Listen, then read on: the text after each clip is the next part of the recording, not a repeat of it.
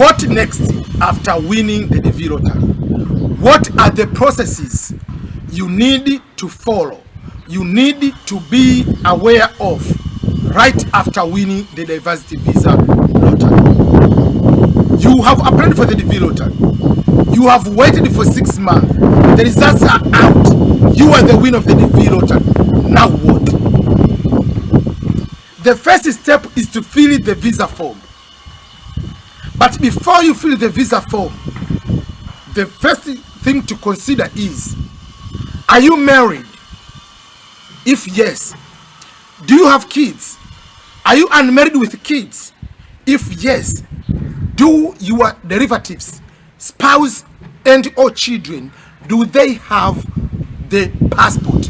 Because remember, you will not be given the visa without the passport. So make sure they have the passport. The birth certificate always they have if they have passport. That is the first thing. Because if you rush to fill the DS-260 form, the visa form, let me feel like I'm going alone just because they don't have the passport. Down the road to bring them to be using a lot of processes. Make sure if you have dependents, they have the documents required, especially the passport. But also, if you are engaged, if you are single, you plan to get married, go and get married first before you fill the visa form. Don't fill the visa form, submit and ask it to unlock, then you go again to start filling again. Because asking to unlock, sometimes it can take longer. Sometimes it can take a month, sometimes it can take 1 week, sometimes it can take 3 months. So sometimes the stress of waiting to unlock is higher than just waiting and just go in the process.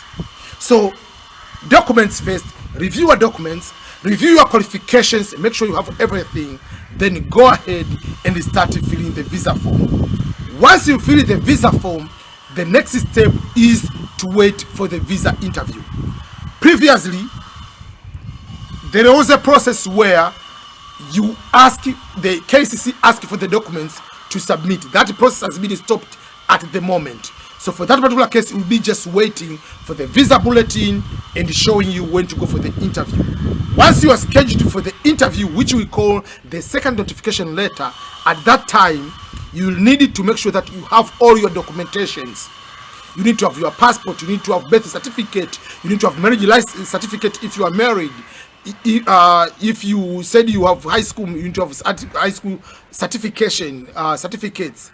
If you have bachelor, you are school transcript. If you have type of work, have any proof to prove that you have that type of work experience. All that kind of things you need to have.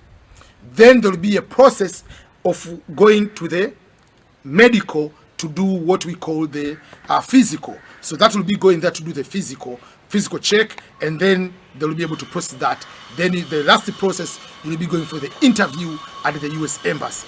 During that time, the process where you will be able to pay is on the medical, which is about $300 to $400 US. Then the visa fee will be $330, and then once you get the visa, you will be able to come to America. The visa will be for 6 months to come to America. You can pay for what they call the actual green card, the actual card, which is $220. You will pay even before or after arriving in the United States.